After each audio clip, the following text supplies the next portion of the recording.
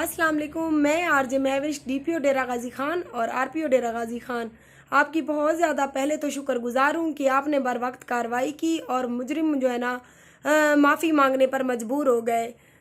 اور میں اس کے ساتھ ہی کوٹ چھٹا تھانہ سٹی سے محمد یونس خان ایس ایچ او صاحب اور طاہر سلیم سب انسپیکٹر صاحب کی بھی مشکور ہوں جنہوں نے بر وقت کارروائی کی اور مجرموں کو پکڑا۔